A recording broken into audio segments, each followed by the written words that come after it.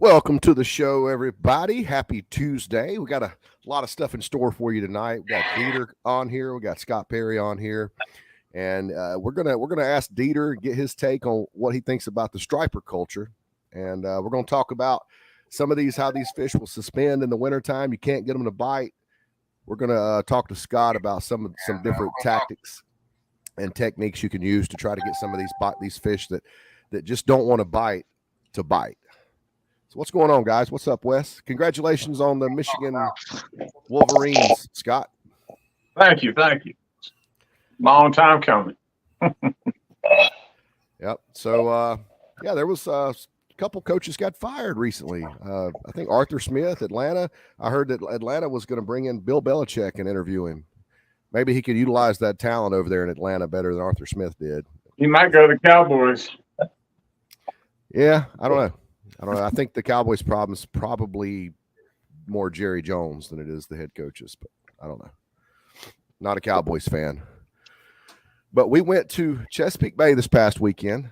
I know Wes and I have been going down there. What, this is our third year, Wes? Third year in a row? Yeah. Something like that. Yeah, we went on a Sea Arc one year, and that was luckily it was like glass. And we were able to fish a good bit while we were down there. But this year, we were in a much bigger, much more seaworthy boat, Wes's newest boat. It's called the Last One. Yeah. Yeah. And it's able to take a lot more, a lot rougher conditions. And we were pretty comfortable out there. Wouldn't you say, Dieter?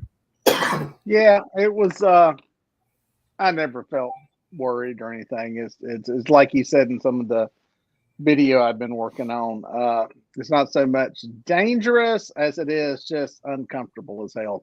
And that's what would have happened the last day had we stayed out there. It would have been pretty uncomfortable.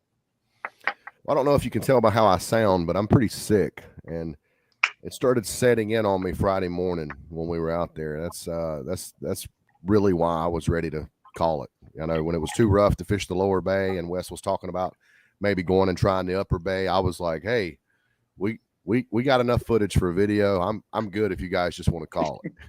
And Wes was like, hey, I come up here to catch fish now. I was like, I will say this. I want to touch on something here because one of the things, the whole backstory is the last day we went out to middle of the bay, and the further you go, the deeper it gets in that area. And and granted, we're leaving the eastern side. That's the direction the wind's coming from. So it had time to build, but significant increase. It was like every 10 feet of water depth, it got tremendously worse. And by the time we were in 70 feet of water, it was a washing machine. It was pretty bad. So, but we joked about, I kept asking, does anybody ever fish shallow? Does anybody ever fish in, the 15, 17, 20 feet of water up there? And kind of glossed over it. Most people were fishing out deeper. And I was like, man, there were fish up there. I mean, there was bait up there anyway, and a lot of birds up there. And the wind had been blowing that way for the past several days out of the southwest, west. It was blowing toward that bank. It's just it shifted around when this front came in. So anyway, I say all that to say, I came home and started scouring some striper fishing videos from up there, and some people that fish up there that had sonar screens in the background. And I found several people that were fishing in like 14 to like 25 foot deep water. So that's my goal next time, is to catch a big old giant fish halfway shallow up there and some of that stuff. So I've only been one time and don't know what I'm doing, but my little bathtub boat would do fine over there on that side away from all the winds out. But yeah. You tend to think when fish are feeding shallow that they're coming up shallow to feed, and then they're going back out deep. But that's not always the case. Yeah. Especially there, those fish are they're going around eating, and they're going to be wherever the bait is where they're going to be. So if you find some bait in shallow water, they'll be there. I've always heard that bait is wind driven. My theory was with that east wind, as hard as it was blowing, it would have had those fish really pushed off in deeper water. But the kid down at Scott, I don't know if you've ever heard this before, and it may be different with Manhattan. Oh, West. But that kid said that the Manhattan actually they will go against the wind. If you got an east wind, they're going to swim west. They're going to swim into it. Have you ever heard of anything like that before? I thought bait went with the wind instead of against it. Yeah, I don't know. Not about saltwater bait. I don't know. I know in freshwater you want to fish the area, the cove, the bank that gets hit with the wind, especially if it's several days of wind. But saltwater, I don't know. Yeah. Benji said Mike Smedley catches them up. He catches them shallow up there. That's probably the videos that Dieter was watching. Actually, Smedley's was one. There were a couple of his that. Now, was he in New Jersey or was he in the Chesapeake Bay? Because I've been up there going for 5 years and I've never seen him up there. The ones I've seen were in Chesapeake Bay, but that may have been a 4-year-old video. So okay. Water temperatures were slightly warmer in a couple of the videos too, so it could have been earlier in the season. By the way, Kentucky Cat Man, I'm not growing the ponytail back. I saw that question. So Dieter, since we got Scott on here, Scott's been striper fishing a whole lot longer than I have. Yep. What is your take on the striper culture? You was talking to me during my interview. What is your take on it? Because I know you mentioned some things, the lengths we go to catch fish, like going to the Chesapeake Bay, renting Airbnb houses, going up there for 5 days, 10 days, hopefully to fish 2 or 3. You thought that was kind of almost insane. Yeah, it's still, it's like we were talking about it. I still haven't found a way to quantify what it is in words that makes, I think, the striper fisherman a little different. I don't know what that is. It's I think it's different than people who fish for catfish or crappie but maybe not. Maybe it's just the perception since I'm not really a part of that world in depth. But it is interesting. I mean, those guys that are up there fishing. What's that? Go ahead. Adam Cook comment. I was just responding. It was a little short, but yeah. But the people that make those kind of trips like that, and are going to Tennessee, going to wherever, it is somewhat of an obsession, maybe a compulsion. We had the conversation about possibly addictive, and it's. I'm sure there's bass guys that do it. There's crappy people that do it. But that one seems to be a little different. And it may just be that all of them have their own little nuance that makes them unique. I think that you probably have to travel a little more for trophy stripers. I mean, a lot of our lakes hold pretty good maybe not 100-pound catfish, but 50, 60-pound catfish. And you got to travel and stay in crappy hotels in Tennessee and carry bait and hope it stays alive for 4 days and do water, all that crazy stuff to try to catch a 50-pounder. Because you could fish in South Carolina for your whole life and not see a 50. Yeah. Yeah, I do think there is that's another thing I was thinking about driving back is they are not trophy striped bass are not as widespread nationwide as striped bass period aren't as widespread as catfish are, much less the stripers that get into that 40-50 pound range. And you're just in freshwater, there's the Tennessee River and some stuff on the West Coast and there's some reservoirs out there that have some fish that big, maybe 1 or 2 of them. Then the Sacramento River, it's got some big fish. Yeah. Alabama, Arkansas. We got one lake down here that holds maybe a handful, but it's not like catfish. There's Monticello I've seen good catfish come out of there. Santee. You have to travel, but you don't have to if you go to Tennessee, that's at least 4 or 5 days and a lot of money and staying in some nasty rooms and yeah, it's different. It's different. you better enjoy fishing because there's nothing else to do. Let's just say that. That's right. It seems to me that, and I may be totally wrong, maybe underestimating my catfish brethren, but it seems like there are more people with, I'll call it disposable income, that are pursuing stripers.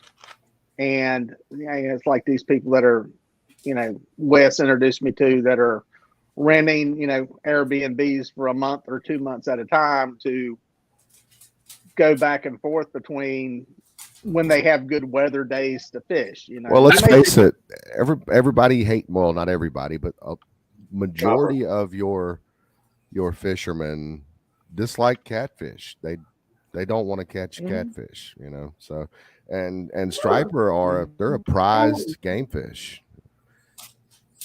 I don't know. I think just coming up like with pay ponds and just any lake like the thing about stripers, you kind of got to target them like different, and they're just totally different than most freshwater fish. I think that draws some people.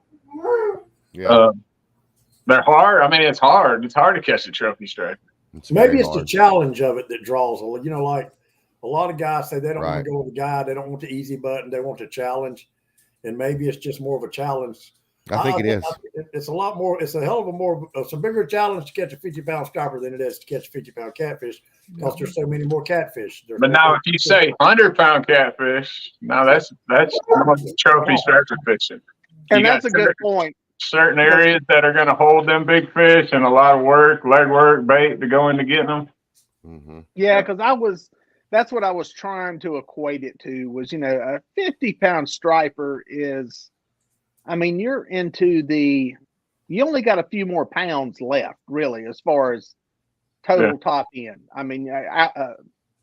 Set the world records aside. Right. You've only got a few more pounds on the top end when it comes to those fish. Maybe you get one that's 58, maybe 60. You're into silly rare air at that point. You think in the catfish world, where's that number at? Is it 80 pounds? Lake Wiley, you legitimately don't have a shot at 100-pound catfish there. Maybe one, but if there was only one 50-pound striped bass in the Chesapeake Bay, people wouldn't be going there to try to catch it. So, there's, I don't know what that number is. I don't know if 80 pounds is a good comparison on the catfish. Well, it's probably. I would say different too, because like if you got a guy that lives on the Cumberland River for striper or lives on the James River for catfish, that number may be a lot higher. But as an average, I would say 50 and 80 or 90, something like that. Yeah.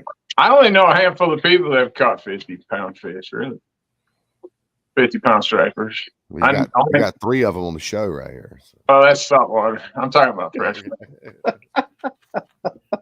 Don't start, JR. All right, Dieter, was that your first actually trip targeting striped bass and not catfishing, just particularly going after striper? Was that your first trip? In saltwater, yes. Okay. Yeah. The other stuff I've done has been reservoir, stripers that are put and take type fisheries. What did you think about that? Wait a minute before you answer that, Scott.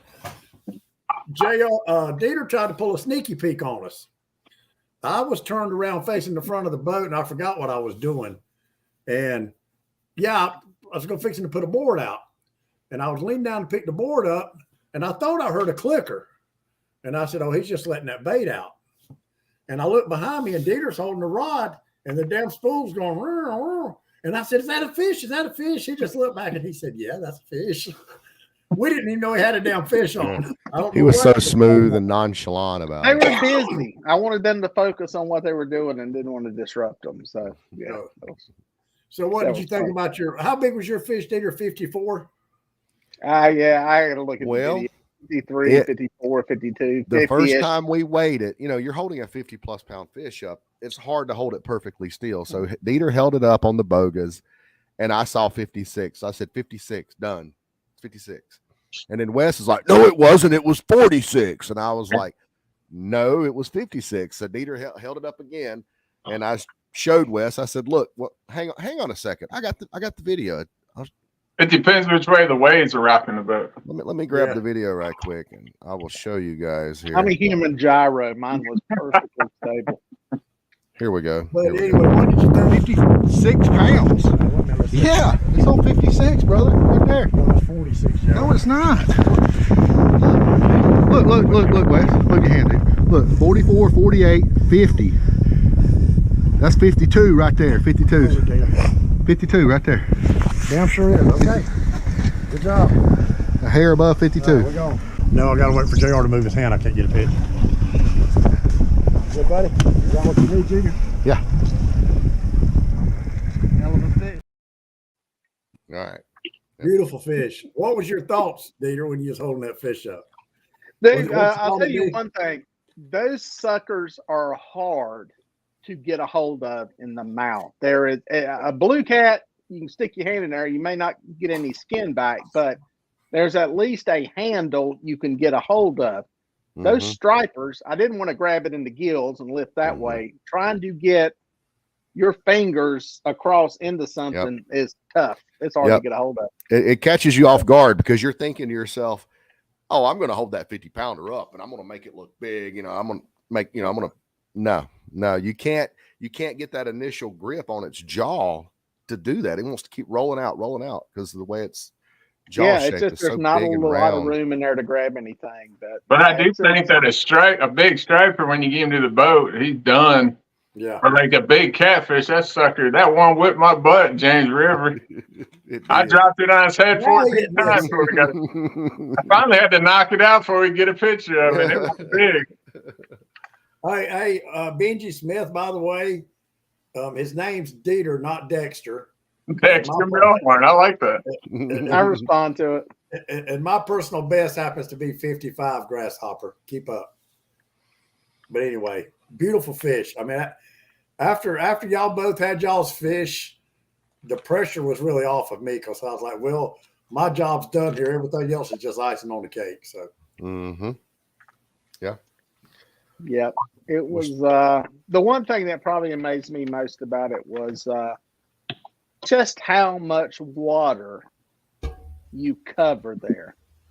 yeah. And Scott, I don't know if you've ever fished out there salt water, but as I was telling them, in lakes, when I striper fish, I mean, you try an area, you try places, you try it for a while, and if they ain't biting, just pick up and go find something else. And there, man, it was trolling a long, long way. You didn't realize it until you turned around and looked for that lighthouse, and that lighthouse was way down there in a little bitty dot on the horizon. You realize, man, you've come a long way out here pulling these baits.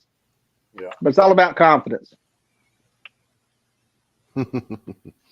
Yeah, not to change the subject, but Scott and I were talking earlier on the phone about how fish will get suspended. I'm sure you probably know something about this too, Dieter. But when we got a hybrid striped bass tournament coming up, and I know you guys just had the SBC down on Hartwell recently. But when these striped fish, when they get stacked up, suspended over deep water, they may be suspended 50 feet over 80 feet of water, for example. But they will be stacked up. I mean, there'll be thousands of fish. They'll be stacked up, and you're thinking, oh my God, we're gonna murder them today. Now you're talking about hybrid, right?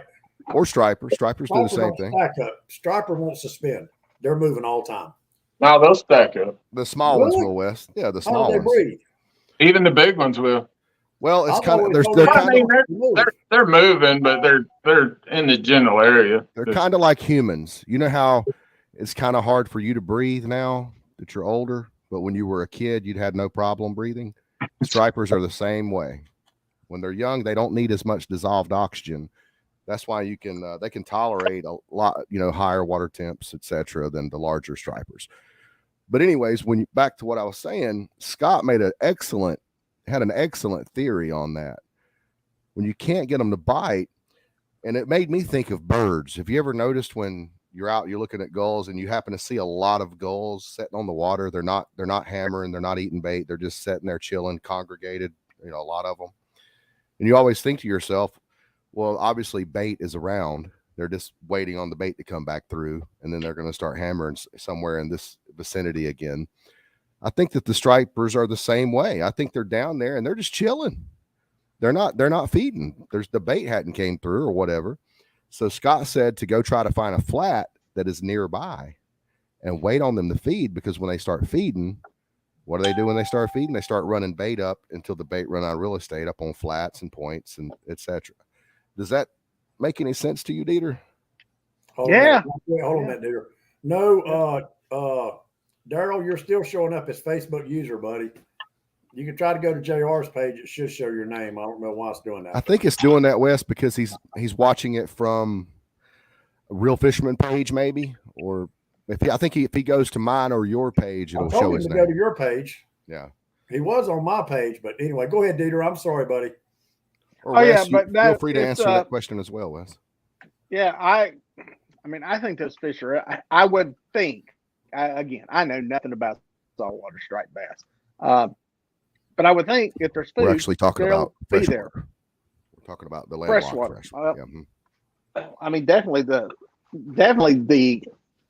landlocked bass. I mean, I've caught them in shallower water than where they're supposed to be, and that's why I was curious if it would have worked down there in the Chesapeake Bay. You know, it's like with catfish, man. People, when I first got into, it was, we got to find the deepest hole, the deepest river channel, all that kind of stuff. Sometimes they're there, sometimes they're not.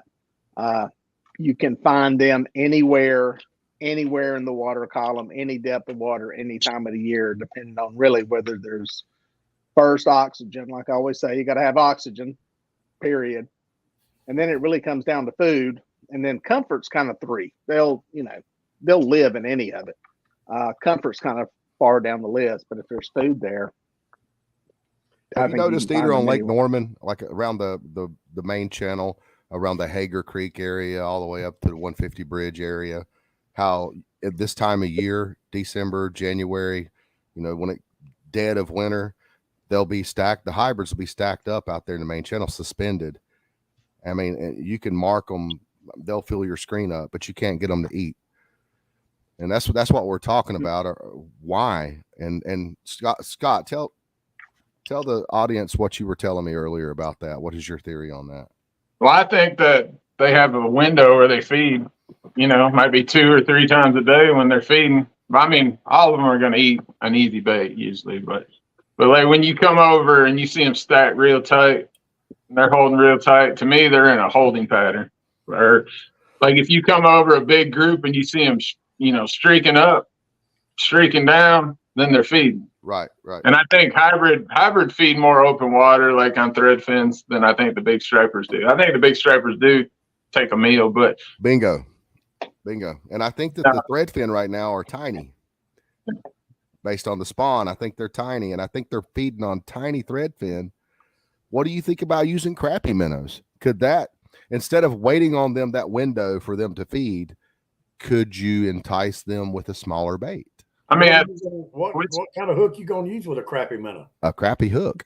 I mean, yes, you would get more, but what are you after? Like if you're after, 2-pounders, but back to like them fish when we rode over them that morning when I knew it was going to be rough, is you could actually see them streak down away from our trolling motor. Like just the noise of our trolling motor, you could see them fish push away.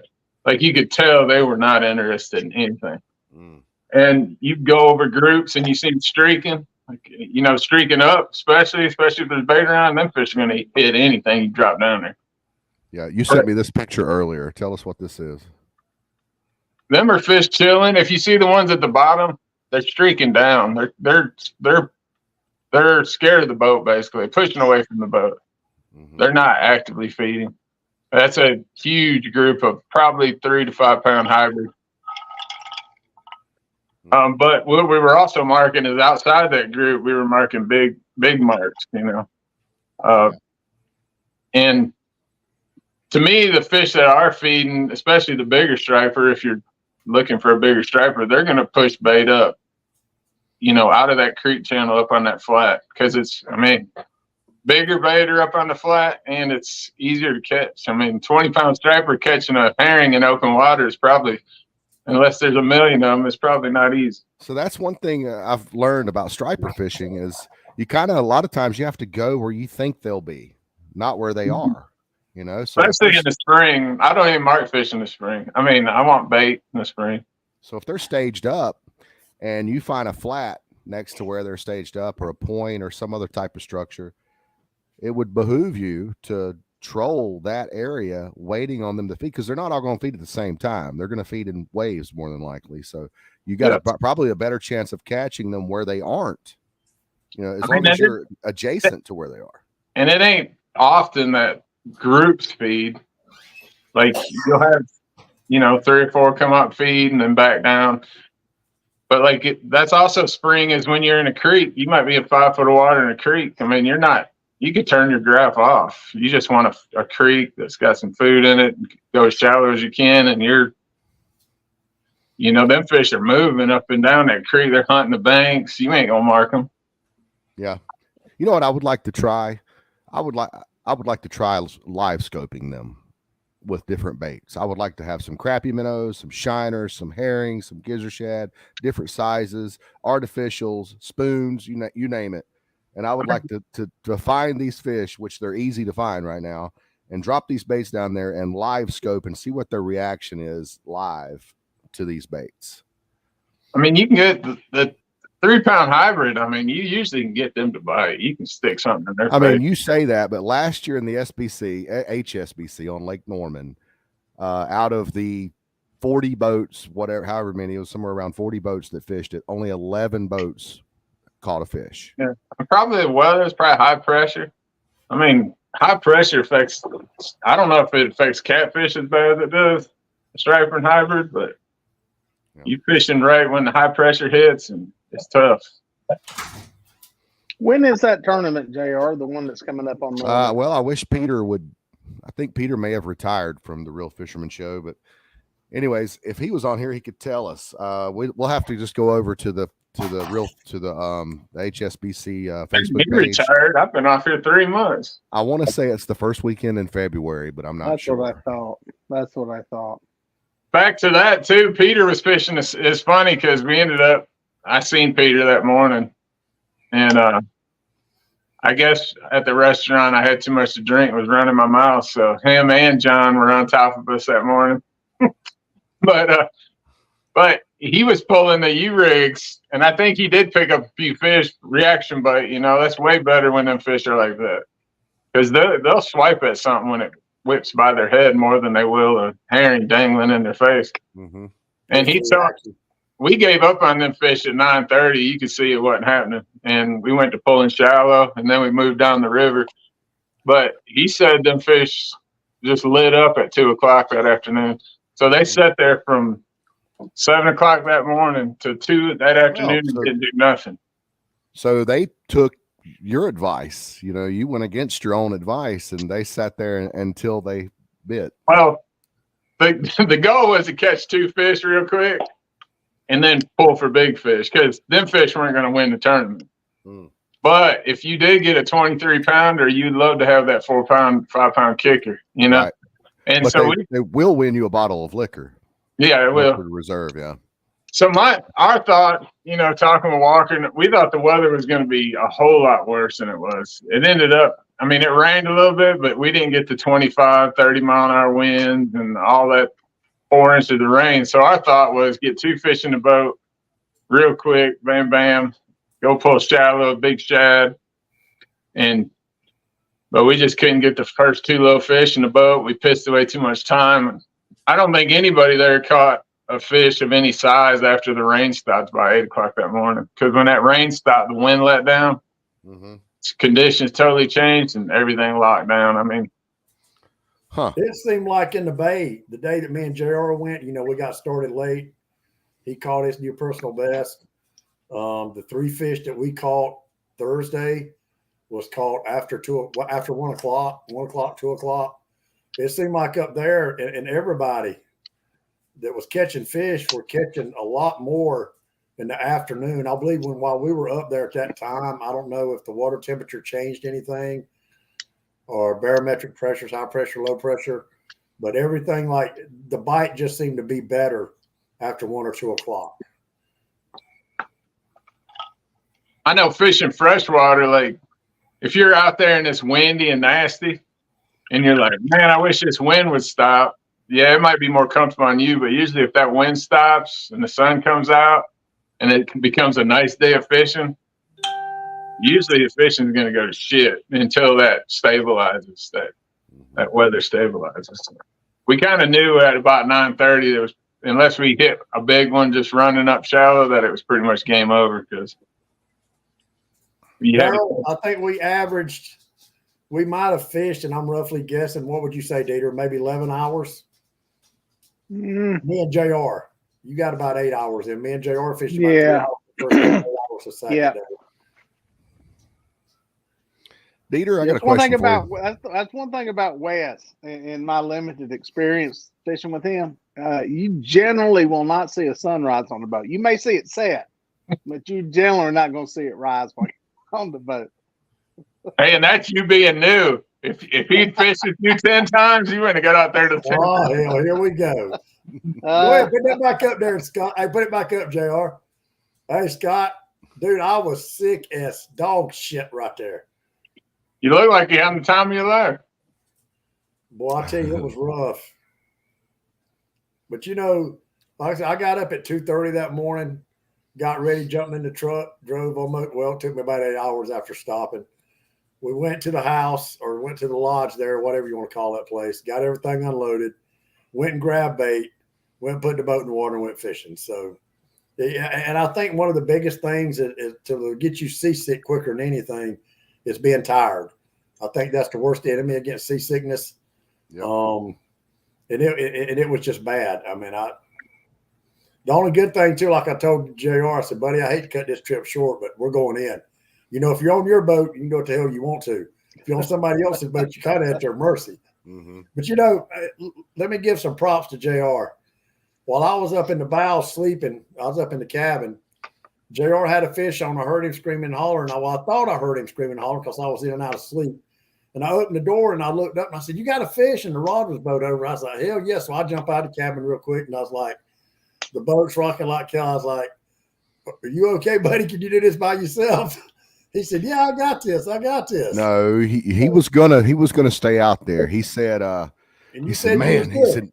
he said, man, God, I'm not feeling any better. I'm feeling rough. I'm feeling rough. And I said, well, get back in there and lay back down. He said, That's what I just said. that's not exactly what you said. You said, are you sure? Are you sure you can handle Yeah, it by I said, "Are you yourself?" sure you got it?" I said, And yeah, you I'm "Yeah, sure. I'm sure." I said, yeah, I'm sure. You can go on back in there. Okay, I And missed something. then Clint Lassard got on the radio and was like, Wes. And I thought it was Bill. Well, you should have seen Wes busting out of that cuddy. I thought it was Bill. But anyway, see, I'm trying to give him props and he's talking shit. Anyway, so I did get out. I stayed out and I helped him net the fish. And I guess the adrenaline or whatever. And it's like I actually started feeling a little bit better. Yep. But I said, man, we're going in because I'm scared I'll get sick again. But that was our first day. And like I said, we was up there, 5 days? We fished a day and a half, not quite a day and a half. So we accomplished what we went for. So good trip. Good trip. And you know, it's weird. The two people, I really wasn't going up there this year.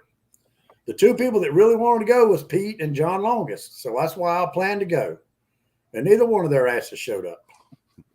Well, you know, I think I probably have the same thing John had.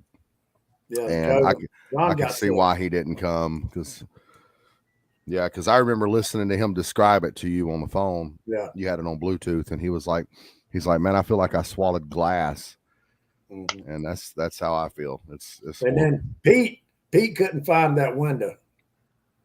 You know, he couldn't get that. Pete's window. been awfully busy with his job lately. He's been doing all kinds of he tests. called me earlier. He called me and said he was taking tests. He's studying for tests is why he wasn't going to be on tonight. So, but Dude, I got a question for you. Fire away, baby. When you're guiding, do you always put the baits out for everybody? Do you Yes. do you do all the work? You do all that? You Yeah. don't let them. Yeah, I do what you did on the boat when I was fishing with you guys. That's why I said it was so much fun to not have to do anything. I just got to sit back and film and do all that I kind mean, of it stuff. looks like you would have clients that would want to get involved and want to do those things, or is And it they just, may.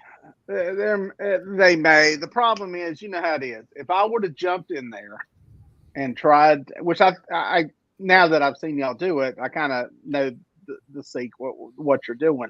Mhm. But if I would have jumped in there and started chunking stuff out, because we put planer boards out the 180-degree opposite way, Wes would have been cussing me. He would have had one of the tantrums you warned me about, and I Hey, would have. speaking of, he didn't have one. He really did not have a Yeah, meltdown man, kind that's. of deal. I So think that might be the first trip I've ever been on with Wes. I think he it's might have because just you were been on there. good behavior because I was there. I think So it's because maybe next- he knew my hero was there. He didn't want to. He didn't want to yeah, embarrass me. next time it'll be all bets are off. But Yeah. Hey, yeah, JR, have you got our rap video?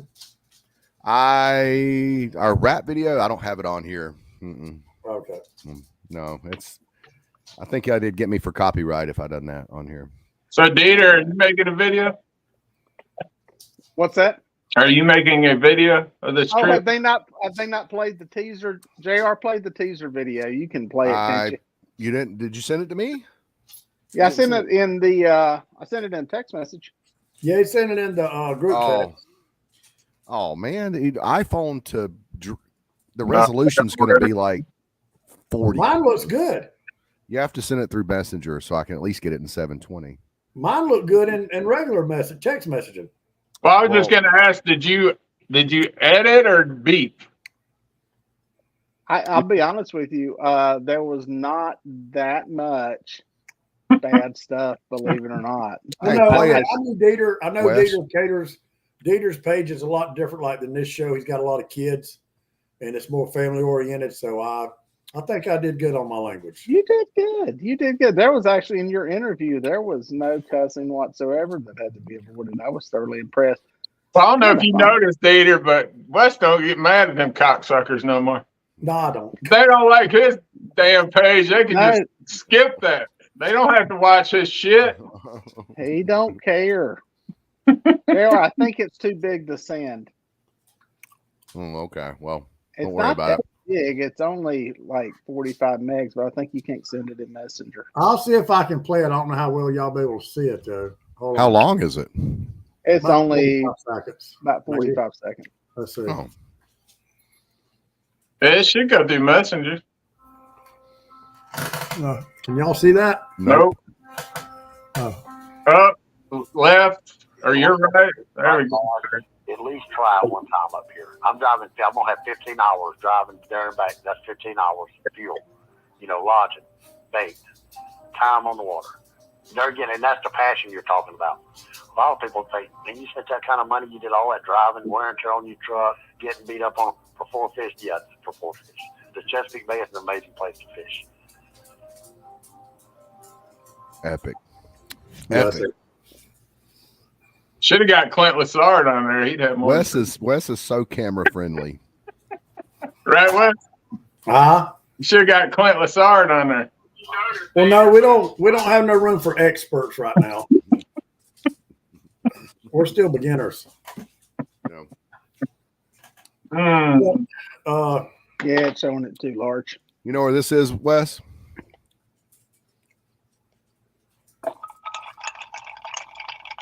It's like the back alley of a damn bar. That is behind Oceans East. they had- which one? The one they had- over on Cape Charles? Yep, Cape Charles. Yep. They had an official scale because I wanted a citation for that fish that I was holding, and it was not a citation in Virginia. It would have been a citation in North Carolina, but it wasn't in Virginia. But we had to get them. We thought we had to get them officially. What do you call it? Weighed. What is it when you get it? When you get them weighed on an official scale, whatever that's called. Certified scale. Certified scale, yeah. But heck, you don't. I mean, me and Wes did was we just go to a bait shop and it's like, hey, you got any forms for citation? And you just fill it out. I mean, you could just totally lie and get a Fill citation. me one out. Yeah. Well, I guess they figure somebody wants to lie about catching a fish like that. put a plaque up on your wall that you really didn't deserve, you got to live with it. How'd them big steaks taste, JR? Them 40-pound God. steaks are good. I could not Yeah, tell you how many Mr. Twister knives I went through back in those days, man. Those big trophy stripers will dull an electric fillet knife quick. Big old steaks, huh? That thick. Man, we used to eat so good. Man, I remember one year I took all the carcasses and I forgot to roll the trash can out. So they set in the trash can for an extra week, and it was a trash can full of trophy striped bass carcasses. And I finally rolled it out there. It had the whole neighborhood rank. I bet those trash men hated me back then. So that wasn't like the only time that ever happened. I was pretty bad about that. I just take them to the car wash and drop them in the trash at the car wash. Yep, we've done that too. We used to go up to the ABC store here near the house and use their trash can. Dieter, so what did you think about the Chesapeake Bay Bridge? Let me tell you something. That ride back, I don't know if you've seen it, Yes. but the wind was blowing. It was brutal. 3 to 4, maybe 5 footers, but there was one section, maybe a quarter of a mile. I don't know if it was the way the tide was falling.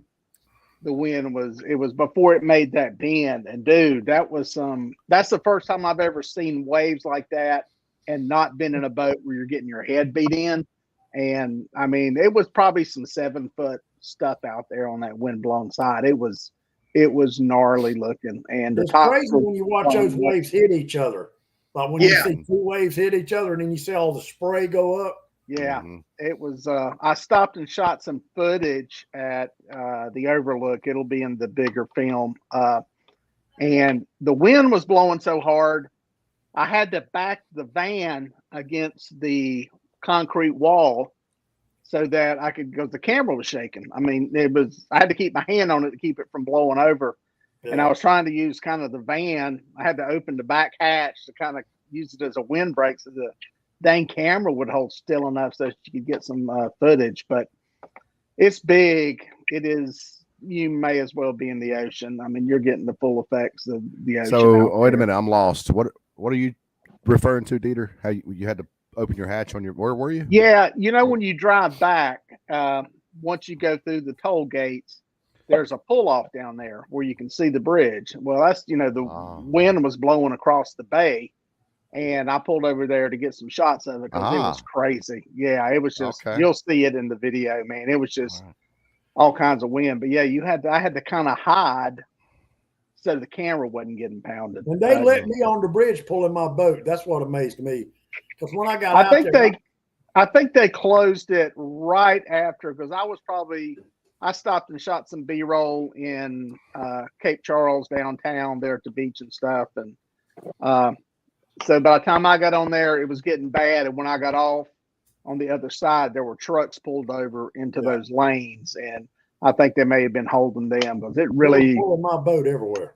Yeah, it got up pretty good. But yeah, I put the drone up in Cape Charles there at the beach, and I got the drone back and I got the footage, but it was there was a couple of times it just went sliding with a gust, about 100 yards. You had to go down on the stick to get it down out of the wind and stuff. But yeah, it's you gonna be able to use any of that drone? Yep. Yeah, it's actually it's the opening shot of the actual piece. So. Oh, nice. So yeah. Hey, Scott.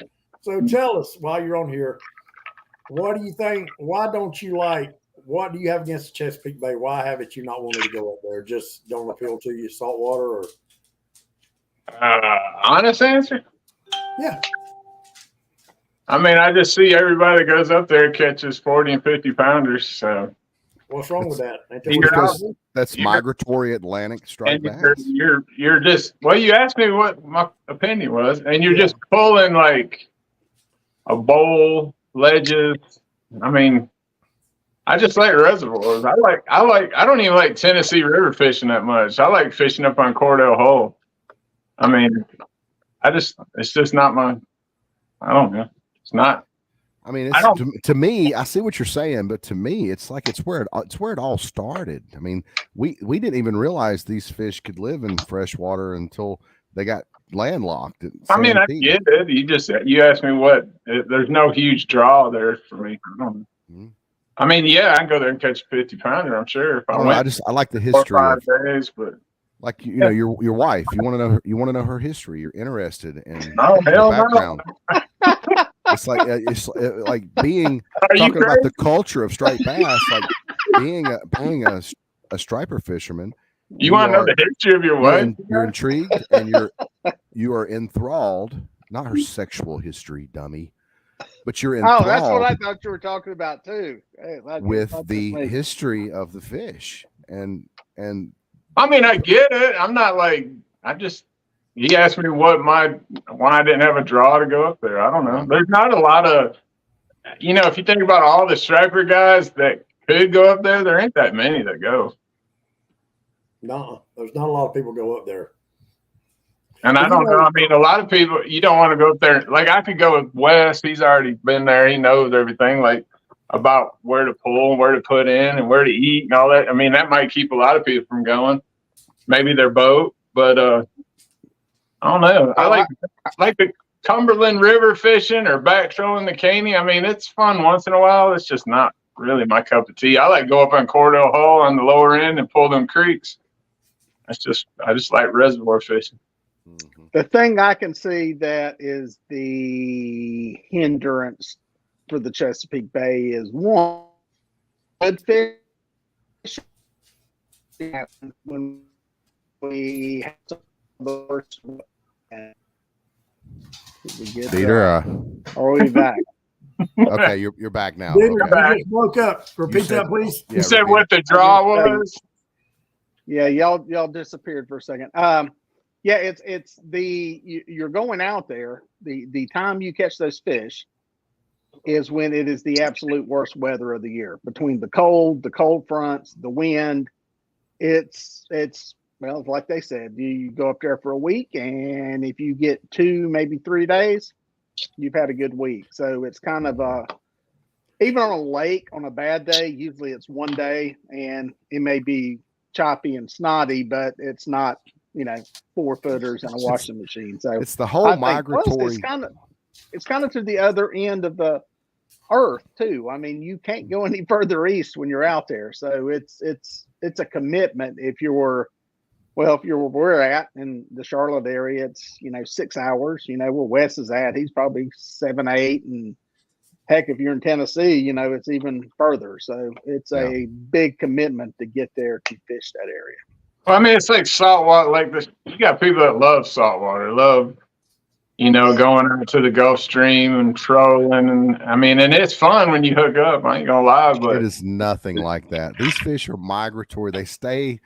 Oh, wait a minute. Time out. I wasn't even saying that's what it was like. I'm just saying, like, that open water kind of blind troll, like, They're much more relatable. It's much more related to what you love to do than you might think. I mean, from chasing birds up in Montauk to casting plugs off the Jersey Shore to Maine, all the way to Nova Scotia, all the way the entire migratory run is just so exhilarating. It's so interesting. I mean, do you not want to learn about all that? And your job's not to talk me into doing it. The question was why I haven't done it. Mm-hmm. Are you asking me like Boston whalers? You've heard of those, right? No, what is that? Is that some kind of blue whale? Well, you know what made those popular? Striper fishing up in Montauk. Well, yeah, it's awesome. Exactly. Yeah. Bluefin tuna out of Gloucester, all that. I get it. It's kind of like, how our women over here in America, they're pretty, but you get some women over like in some of the European countries, like some German supermodels, and they just our women hair on their chin. No, that's French, but our women don't really compare to those, and that's what these are like. These are like going after like supermodel. Dude, I take a country girl, some Wrangler blue jeans. Damn right. I've had any day over that. Hell yeah. What about you, Dieter? Do we have to know the history of the French model, or can we just let her? You don't want to know the history. Oh my God, never mind. All right, so back to the JR, there was this guy He was my first boyfriend. Maybe JR with his abus clickers were left on as per usual. Oh, that's a question I wanted to ask. Did you guys cut? You caught one on 6,500? Yes, yeah. I did. That And one will Peter's make not going to make that will any make the film. significance of that in the video. Yeah, I'd seen a little clip of that. You should try to squeeze in like a little bit of the significance of that in the video, so Dieter, because that was pretty amazing.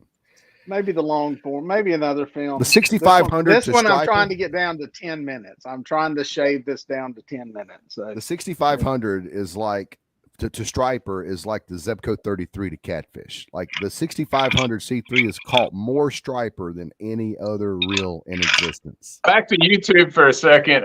Isn't the algorithm like favoring the hour-long videos now? I see a lot of hour-long videos getting a lot of views. no, there's it all depends on the video. I mean, it's if you look statistically, 7 minutes and 27 seconds is like the ideal length for clicks and everything else. Isn't 10 the minimum for like the full AdSense or whatever? No, 8 minutes. 8 minutes is the monetization point. It used to be 10 minutes. 10 but minutes it's down to means 8 you can minutes. you can put more ads on it. You can 8 add minutes extra you can. ads. 8 after 8 minutes, minutes. you can do mid-roll. So Okay. yeah, it's just, you know, I think with this one, there's 3 good points to talk about, and we got 3 fish, and I think that's probably a good one on this one. I think if we had, you know, I want to do something bigger, a bigger piece at some point, but I need some interviews with some other people and some other footage and a little more lifestyle stuff. And I think maybe some of them guys Wes will introduce me to will trust me to do that at some point. And I'd even like to do something bigger on the whole striper scene, including freshwater. It's Hey Dieter, have you ever saw that there- YouTube video called Garbage Man? What is Yes. it called? Yeah. Is that Yeah. not awesome? that is an epic parody skit film. And I'll be honest, I was probably 2 minutes into that, maybe 3, before I realized, because it's just on the cusp in the beginning of this could be real. Right. This Yeah. You is don't a realize new- you don't realize it's a parody. Yeah. You know? Yeah. This is It ain't like my videos. it's a New Jersey bait chunking striper fishing. You've seen it, Yeah. haven't you, Scott? He finally says some things that's like, okay, this is a parody, and then it gets worse and worse and worse. I've done some JR parodies, but they're not. My friends love them. They think. Oh my God, my friends think Scott Perry could do stand up, and like all my friends would be there. They would pay $500 a ticket. They love when he does that. That's when the fish aren't biting. That's when I got time to do that. Uh-oh. What's going on, Daryl? What's happening, Joe? Daryl, you went to the bay right before we did. You had a ball. Had a ball. You went up there with Bill, didn't you? Oh, yeah. We're supposed to go on Friday, but he's coming home tomorrow. I don't blame him, man. He's got to be wore out. I told him, I said, Bill, please don't wait on me. Just going home. It's going to be blew out. Bill is so chill. You go over there and Bill's just sitting back. He's got his legs crossed, sipping on coffee, and he's got a reel tore apart on the table over there with some solvent and some cleaner, and he's just living the striper life, you know, just renting out an Airbnb for a month. And I mean, in all honesty, have you ever met a nicer guy? no, Really? never. I mean, he's the best guy I ever fished with. He is. I was showing him at the restaurant. Cornbread ain't listening. This picture I have of him right here, I was explaining to him a wide angle camera lens, how guys make their fish look bigger by taking a picture with the wide angle. That's Yeah, good. we seen a lot of them. And I said, hold your glass up. I'll show you what I'm talking about. And I took a picture with the wide angle. I was like, that's a wide angle shot. See how big your glass looks? Actually, his head looks small. Yeah. Beetlejuice. Scott Perry, the only reason you don't like the bay is because you ain't been, bro. That's it. Yeah. That's what they say. He don't want to swallow his pride, does he, Daryl? No, that's the only reason. I mean, pick a place tomorrow where you go get your 50-pound fish. 54 or 5. I didn't argue that that's the best place in the world to catch a 50-pound fish. I'll tell you what, Scott. We could take my truck. I'll hook my truck to the North River, and we'll pay for everything. Well, am I gonna hold my 50-pound fish up next to like the other 75 people that third time they went fishing that caught a 50-pounder? I forgot he's got that North River boat. That would be a great boat. I mean, that's basically what Bill and Jeff Pill's fishing out of. Yeah. Hey, Yeah. you no help can't catch a 50-pounder in the bay in the next month. Okay. No help. I'm not gonna bet you because I won't be there. It ain't that easy, bro. I know. I'll say this. I don't even compare it to, it's the same fish, but I don't even compare it to any striper fishing I've done in Tennessee, Clarks Hill, Lake Norman. Daryl, comparative to freshwater trophies, it is easy. I mean, you got tens of thousands of 50-pound stripers coming up into a isolated area. It's not totally easy. Like if you didn't follow somebody or have no information as big as the bay is, it would be a struggle. I agree. It depends on how much knowledge you have on the subject. I don't know. Last year I seen Wes and JR go up there and got away from everybody and caught fish, and other people had to come find them. That's true. Yep. True. That's true. I'm just Well, saying. hey, I will say this on that note, that was a lot of luck. Put in, started fishing. Hell, that's 80% of fishing, ain't it? Yeah. What I mean, I'm saying, it's not like going to a trophy trout pond. It ain't the same. Right. Oh, hell no. You guys got to go drive there, be on that boat, beating your brains out. I get it. it's persistence, you know, a lot of persistence. Miles and no bites. I get it. You only get to see, Scott, you only see the highlights. In my defense, back when I used to do this, I never caught any fish in the bay. I caught all mine out in the ocean. Because you didn't fish the bay and you fished artificial, so.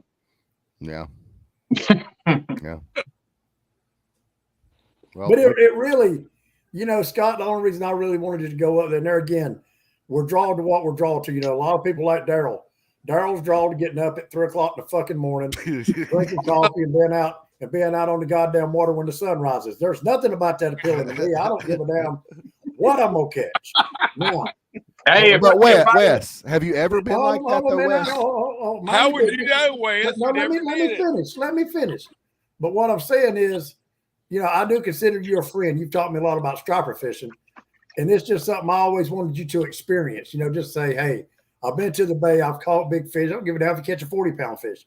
It's just, it ain't all about fishing as far as it's about just going up there, hanging out with your friends, going out to eat every night. You know, catching fish is just the icing on the cake. Just like, you know, I said in the interview Dieter did with me. And I say this all the time, and you said it earlier. If the only part about fishing you enjoy is catching fish, you're in the wrong damn sport. But it's everything that goes along with it. You know, we hung out, you know, talking about videos, talking about previous trips, fishing, going out to eat, hanging out with your friends, talking about what you did this day, other people on the boat. We all go to Yuck and Joe's. That's my favorite restaurant. It's like a greasy spoon. It's like Gus's is in the Chesapeake Bay to me. Yeah, right there. To me, that was as great a night as we had catching those fish. I just wanted you to experience it.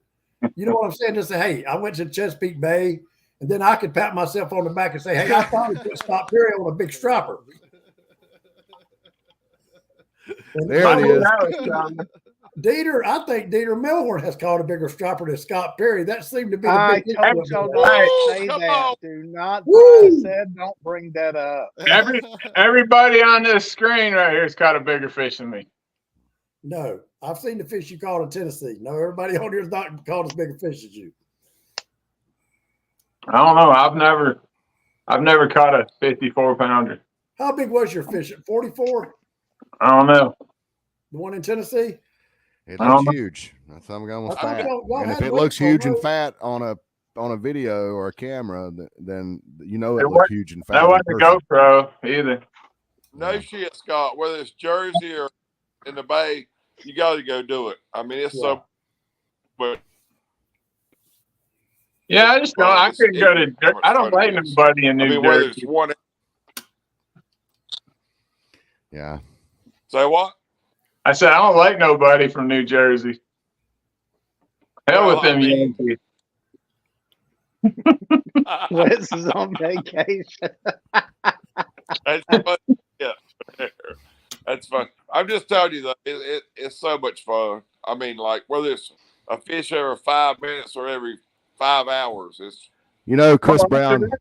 Chris Brown said it best. Wes is on vacation, and you know, every time, especially when you go with your friends, we've all been fishing for freaking decades, and y'all know how it is when you go on a trip and you're all passionate about a certain species, and you're getting everything ready, and you're all serious. You're all getting up at dark, and you're getting out on the water at the butt crack of dawn, and it's work. On my ass. It's work, and Wes is out there like drinking tropical Yeah. drinks and like on vacation. Yeah. He ain't getting up early. I mean, the question wasn't, Scott, why do you think we're assholes for going up there fishing for these? It was, why don't you go? So you guys are a little defensive that I haven't been, and I have nothing against you going. It's just not my cup of tea. Now let me say this about Wes. He was up. There was one morning, he was up before sunrise, and he was. We knew he was up. We found out later because middle of the night in the darkness, and I was like, "Is somebody at the door?" And I went back to sleep. Got up. JR came in there. I was drinking coffee. He said, "Did you hear somebody knock on the door this morning?" And I would go, "Yeah." I said, "I thought it was one of Wes's buddies." He said, "I thought I heard it too." And Wes came out a little bit later. And Dieter said, "I thought I was dreaming." He said, "Sometimes I dream stuff like that." I said, "Yeah, I've had dreams where you think you hear somebody knocking." And Wes comes out and he goes, No, I didn't hear anything knocking. I didn't hear nobody knock." And he finally fessed up that it was him pounding on the wall because JR was snoring so loud.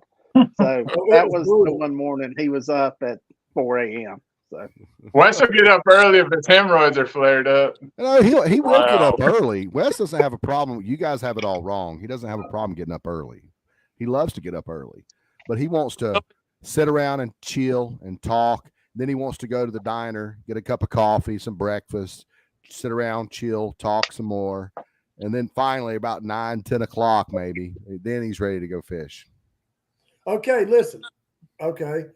When we got out there on the boat, how many fish those 2 days how many fish did y'all hear that was caught at fucking daylight? None. None. Yeah. Everybody caught us about the same amount of fish we did. So Exactly. I did well. Not that day, but we did. Well, see, you need to mind your business. Well, We'll even the talk day about that my trip. even the day Y'all that said you a and I night and Dieter, that 3-fish day that you and Dieter and I went out there, Beal did catch a fish, or somebody did, while before we got out there. They caught one early, but they still ended up with the same amount we did. Yeah. We caught 4 one morning before 7:15. So Scott, what I'm telling you, That's back when there was 10,000 fish in one area. no shit, Scott. If you go in like the Peach Orchard or the Middle Tennessee, and every time you put the rod out, you got a shot at a 50. That's what it feels like. I mean, that's just fucking Guys, great. from my point of view, I mean, I'm out there. I'm no longer a meathead. I'm not after meat, and I'm not a commercial fisherman. Oh. I'm not a commercial fisherman. So when I get out there, if I catch a 50-pounder, I mean, I'm pretty much done. You're not going to top that. Like any other time you go out there, you're looking for the big one. You're looking for the big one. You're catching cookie cutters. You're moving here. You're looking for the big one. When you finally do get the big one, you've climaxed. You've hit the pinnacle. You're done. So I just don't understand staying out there. Once you catch a 50 plus, what's the point in staying out there and catching more 50 pluses? I mean, it's exactly. What's the it's point like of you're getting catching up the at 4 same o'clock in the fish. morning to catch a 50 plus? Wes, but Yeah. how about New Jersey? Tell them about that. Tell them about going out there. I don't want to do that no more. I fished 3 days. Jeff and them had been up there for 5. 202 fish was caught in 5 days. Daryl come up there that last day with us, and I tried to explain to Daryl what he was fixing to go through. And oh, I love it. I love it. I'm ready. I'm ready. After about that 12th fish, Daryl's ass was over there smoking cigarettes out of breath, trying to stay away from a rod. You know, when you That's when you need a Siegler reel. dude, in listen, times there's, like that. there's nobody living that I know of other than Chuck Timon that could catch that many fish, and it's just still exciting. You know, we're so many 40 and 45 pound fish. We look like we were catching fucking brother and sister, like a bunch of incest was going on up there, and it was West, no lie, we caught from 42 to 47 pound fish like brim. Yeah. Right? Yeah. I mean, literally, like you're in a fucking, like you're Would in a you brim rather, pit. hey, Daryl, would you rather catch 20, 40-pound fish in the toilet bowl, or would you rather be pulling the bank in crystal clear water and 4 foot of water and that outside vortex screaming off the back of the boat? Well, I mean, you know the answer to that, Scott. I mean, Well, I'd rather have that fucking 50-pounder in freshwater, but I mean, I'm just saying, both of them are great. oh yeah. I guess you guys ever saw Star Trek? You remember the holodeck where you could go into this room and you could make it whatever you wanted. Like you could make it Italy, or you could make it. Oh boy, we're getting deep, dude. Listen to this. That's Pay yeah. attention. Holidays. What does that mean? That's what the saltwater striper fishing industry. That's culture. That's what it is compared to freshwater. It's like Scott doesn't even look at it as it's not even real. Like it doesn't even count. It's not real. It's fake. Hey guys, I'm gonna have to jump off. I got to get some gear ready for tomorrow. Enjoyed it. I'll keep you posted on the video.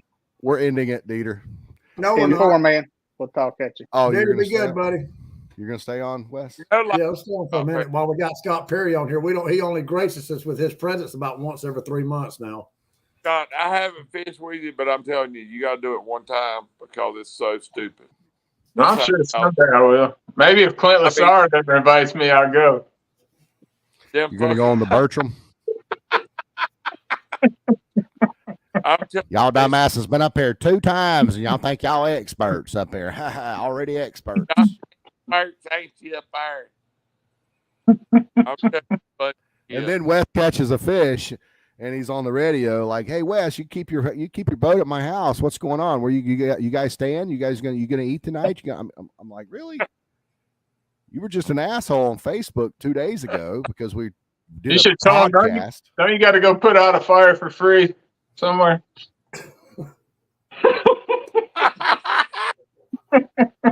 We're just fucking with you, Clint. We love you, buddy. Don't you got to put your light on your dash and go running down Main Street to put out a barn fire? Yeah, just kidding, Clint. No, you're not. Chris said, every time I get back from fishing trip that I travel for, I always come back home feeling like a methed out homeless man that ain't slept in 3 days straight. Wes comes back feeling like a spring chicken. Brown, Chris Brown, that's because your wife whoops your ass when you get home. All right, well, let's see. Peter said, Peter, what's going on, brother? He said, I wouldn't trust JR pulling my boat. I seen that cheap liquor he drinks. I do got a story about not trusting JR because we were out, what was it, a 2-hour ride in from the Gulf Stream? Yeah, no, about 2.5. And I was tired. Oh, Lord. I was laying in that beanbag, and Wes, he's snoring. And they had just told me the trip before that JR fell asleep, like running wide up and doing donuts out in the ocean. That's So I'm laying there on that. Dude, you did fall asleep. Come on. Yeah, but I wasn't doing donuts. I nodded off for a second. So I'm laying in that beanbag, and I'm tired as hell, but I keep one eye looking up there at JR, and he's going. And I'm like, is his head bobbing? Is he all right? And then I would try to go to sleep, and I'm like, I could just feel this boat going like. So finally, I said, "Fuck it!" I got up there and sat with him, and I was miserable. So that's why you got up there with me. Yes, I thought you just wanted to hang out, bud. No, not after they told me you fell asleep at the damn wheel. Man. Hey, Peter Malik, if you on here, I got your ass at that hybrid tournament. Come on with it. How much you want? Oh, Jared, what's the date, Daryl? February 10th. On what lake? Lake Norman, Norman, hybrid. Oh, that's what sucks. Nice I try. thought there's a lot of hybrid in Norman.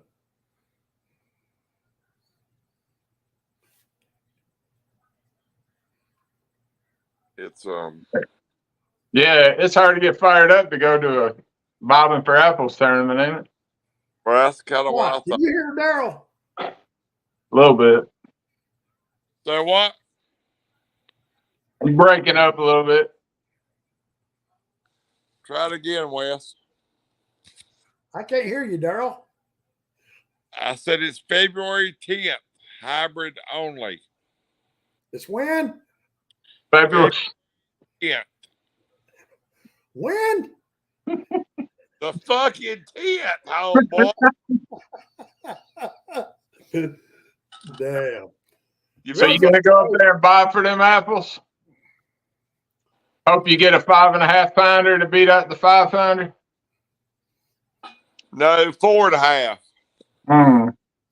You know, if Anthony Johnson watches this show and hears how you said Bill Lankin's the best person you've ever fished with, your ass is cut off on Tennessee. You won't catch another fish. Your information's gone. Who you gonna holler? Doug Cole heard that too. I recorded it. I'm gonna send it to him. Oh hell. I heard that shit. I heard that. Damn, Daryl, you ain't gonna get no more information. How you gonna catch fish in Tennessee now? They follow me, bro. He done learned enough. He can do it on his own. He'll get Asher on the boat. Oh, that's right. He took Todd from me, so he's still good. Is Todd fishing? He ain't fishing no hybrid tournament with me, but I wish he was. Hey, he sent me a picture of his boat yesterday. You can't even tell what kind of boat it is. There's so much snow on it. Did he sell that saltwater boat after that one trip? Yep. Yeah. That saltwater gets you. Todd sold the boat. Is it the big Yeah, he thing? sold that catamaran. Did he? Yep. Bought him a bass boat. What? God almighty. Why? Is he going to start bass fishing? His son's bass fishing in high school. Ah, I see. Okay. But he didn't buy a bass boat. He bought a damn center console, like 23 footer. Yeah. One of those center console bass boats. There It's a you go. nice boat. Yeah, it's a nice boat. Is Like it a a big Ranger? boat. It's kind of like a bass / whatever. It's got a little bit deeper V than your average bass boat. I hope you don't see this video, but it's the ugliest fucking color I've ever seen. What is it? Like a seafoam green or something? Hey. It's Hey, kind of a bluish color, ain't it? Yeah. my flats boat's blue seafoam. I like seafoam green, but I could see where some men would think that They was are ugly. this is like between a Carolina and a Duke blue. Yeah. Mm. Sounds fucking awesome to me. I love blue boats. So like a Facebook blue. Yeah, maybe. I've been Are you over to going up to Middle Tennessee this year, Daryl? Yep, I'm going in the spring if you want to go. Who you going with? Will? Bill? No, I guess just me. I promise you I ain't taking that big black boat this year. I finally got the skeg back on it. I might take my boat up there. I got an 18-foot express. I got you. I ain't got no plans, but if you want to go, we'll put it together. No, Pete, but I did. I had Wes beating on the walls. Yeah, I don't know if I'll go to Middle Tennessee again. Maybe one day. I bought a 18-foot express with a 100 horsepower jet. I'm gonna try. Well, that jet will be fun in them boils catching skipjack. What you got? Yamaha jet. Boat. So What is it, baby? What's on it, Daryl? Yamaha. Yeah, 100 Come on, horse, go get me. Come on. Come on, go get me. whatever comes out, 68 horsepower or something. Yeah, Jet. you broke up. What was it originally? 115? No, it's a 100. 100. So that would be a 66, like maybe a 70 horsepower, something like that. Called a 78 JR. Oh, okay. Or 70. Yeah, Yeah, I got a 9065 on mine. That one ought to move pretty good on an 18-foot boat. Probably close to 40, maybe No, Maybe 30. 35. 30. I'll be honest, JR, every one of I've owned, I live on the river where I had jets. Every one of them runs 32 to 34. Every one.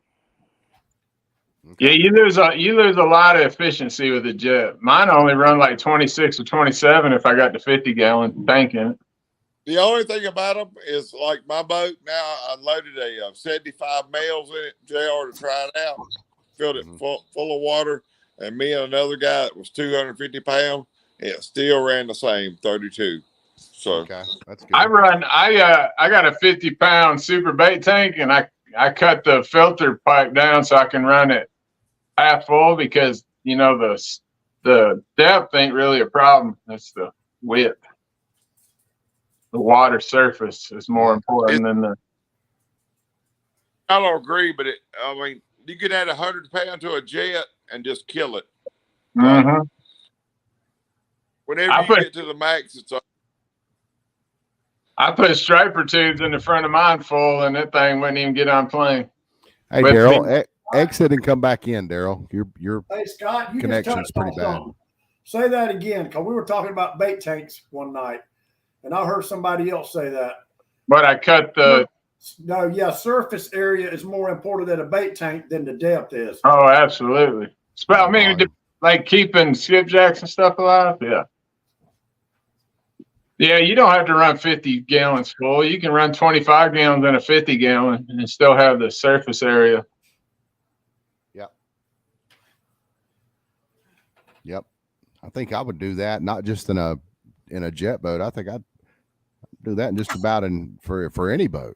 Well, you get a lot of slosh is the problem. That is true. You're going to get more slosh. Yeah. You're going to beat your bait up a little more. But like with the jet boat, you're not running open water. You're running, you're not like my boat's flat bottom. So if I get out in a foot chop, I'm getting beat to death. So it's basically put in, run up the river, and that's it. Yep. But being flat bottom, you can put a pair of rubber boots on and get out and push that thing off anything. Like I had a flat bottom Alumacraft, and me and my cousin, the guy that was in the picture holding the striper with me, we went out to Lake Norman in it one morning. We got out there real early, and he was, how you'll take a nap in the boat, like when you're running to the spot, and he thought he was going to take a nap. Yeah, that didn't happen. Yeah. Have you ever been on Norman, Scott? No. Is that better, JR? Yeah, you good now. So far, so good. That sea hunt I bought it from a guy, and that's where I went and tried it out on Lake Norman. No, I haven't been on Wiley. I haven't been on Norman. I haven't been on any of them lakes. There ain't nothing up there to chase. Hey, what's going on, Alex? You ought to come get in that HSBC, Scott. I mean, I don't know. I have to look at my schedule. I probably wouldn't haul my shit up there for it. What I was going to say, JR, was if you had an extra 100 pound to a jet boat or an outboard jet, it can either kill it or, it's pitiful. It's all about where the weight is too. Like if you, like I put a couple striper tubes on the front of my jet boat, and we ran wide open on plane. I put I think they hold like 12, 15 gallons a piece in them. And I had two fish, and on the way back, I couldn't even jump on plane because they were all the way at the front, and I got a flat bottom. So, yeah, it's 100 pounds is a huge difference on a jet boat. Oh, believe me, I know. I got Daryl Barney set my ass on the bank last year over a little bit too much right today. Here we go. Hey, we going up in the French Broad, me, you, and Todd. It's gonna happen. It's gonna happen. The day before it happens, Daryl called me and said, Bud, he said, I got some bad news. I said, what is it? He said, well, one of them guys, Bill, I think he said Bill Church. Is that who you sent me on the bank for? David Church. David Church. He said, David's gonna come fishing with us. I said, okay. He said, well, 4 people on the boat, it won't run right. I said, so what does that mean? He said, well, that means you're sitting on the bank. You're not going. Because he's going to drive my camper back for me. So be careful what you playing with Daryl Barney, because he'll put your ass on the fucking bank in a minute. So 2 days before that, Wes already wasn't coming. No, I told you I was coming. That's He your wasn't coming. excuse. That's that fucking liberal democratic shit in you. I done told you I was coming. Damn, I he told went you you trying liberal to get out of something. democratic. I told you I was coming, and you called me the day before and said your buddy was driving your camper up. He wanted to go fishing, so I might as well be sitting on the down bank. All right, guys, it's past my Pete's right. It's past my bedtime. I'm sick. Here we go. And I feel like crap. So you want to stay on? And you want, I gotta go to bed. I'm going in there Yeah, I'm too. going to bed. okay. Right quick, guys. It's 22 degrees at my house. How cold is it at y'all's house? It is Probably 22 degrees. Yeah, me and you about 15 minutes hang apart. on, Anyway. mine's 28. 28. It's going But to be the low- 16 degrees tonight. Y'all stay Yeah, warm. the Turn your low water on, tonight- let it drip. The low tonight here is 15. Now, Scott, do you have a heater in your bait tank? No, Think your bait will be okay tonight? I don't care. The All trout right, look big. Minus 17 in Denver. 5 in Scott says Tennessee. 5 in Tennessee. 29 in Clemson. Well, hey, Middle Tennessee got slammed with snow. Okay, guys. Been a great show. I We know will see Asher you. called me and said, he had to Hey, play. wait a minute. Drew Rankin's watching. Drew, wish you could have got on earlier. It's good to see you, buddy, or see you on here. Sign us out, Scott. For the All right. first time in his life, Todd Asher had 80 inches. Damn. Thanks for watching.